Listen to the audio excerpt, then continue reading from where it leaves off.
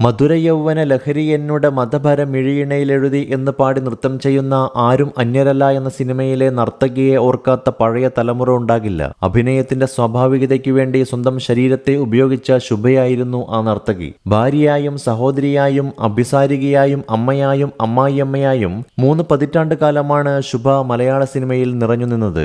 IV ശശിയുടെ മീൻ എന്ന സിനിമയിൽ മധുവിന്റെ കഥാപാത്രം കുഞ്ഞിന്റെ അച്ഛൻ ആരാണെന്ന് ചോദിക്കുമ്പോൾ നിങ്ങളൊഴിച്ച് ആരുമാകാമെന്ന് അവജ്ഞയോടെ പറയുന്ന സാറയാണ് ശുഭയുടെ മികച്ച കഥാപാത്രങ്ങളിലൊന്ന്. അണിയാത്ത വളകളിലെ ഡോക്ടർ മിനിയും ആ വർഷം ശുഭയ്ക്ക് ലഭിച്ച മികച്ച കഥാപാത്രങ്ങളിലൊന്നാണ്. കാമുകൻ അരവിന്ദനിൽ നിന്ന് പ്രണയവും കാമവും കൊതിക്കുന്ന മനസ്സിന്റെ തീർത്ഥയാത്രയിലെ അധ്യാപിക അരുന്ധതി, ഒരേ സമയം വാസുവിനെയും ഗോവിന്ദൻകുട്ടി തമ്പുരാനെയും മോഹിപ്പിക്കുന്ന വയലിലെ കൊയ്ത്തുകാരി കാർത്തു, ഭർത്താവിന്റെ കൂട്ടുകാരന് കീഴടങ്ങിയതിന്റെ കുറ്റബോധത്താൽ ഭർത്താവിന്റെ സ്നേഹസമ്പന്നതയ്ക്കു മുന്നിൽ എരിഞ്ഞുതീരുന്ന താറാവിലെ നീലി, വൃദ്ധനായ ഭർത്താവിനെ വഞ്ചിച്ച് അദ്ദേഹത്തിന്റെ കൂട്ടുകാരനുമായി നിരന്തരം വീഴ്ചയിലേർപ്പെടുന്ന ധ്രുവസംഗമത്തിലെ രാജലക്ഷ്മി, ഭരതന്റെ കൾട്ട് ക്ലാസിക്കായ ചാട്ടയിലെ വിലാസവതിയായ ദമയന്തി, ഇങ്ങനെ ശുഭ പകർന്നാടിയ വേഷങ്ങൾ നിരവധിയാണ്. മോഹൻ സംവിധാനം ചെയ്ത കൊച്ചു കൊച്ചു തെറ്റുകളിൽ ഒരു ധനികന്റെ വെപ്പാട്ടിയായി ജീവിക്കേണ്ടി വരുന്ന ജയശ്രീ എന്ന വിദ്യാസമ്പന്നയാണ് ശുഭയുടെ മികച്ച കഥാപാത്രങ്ങളിലൊന്ന്.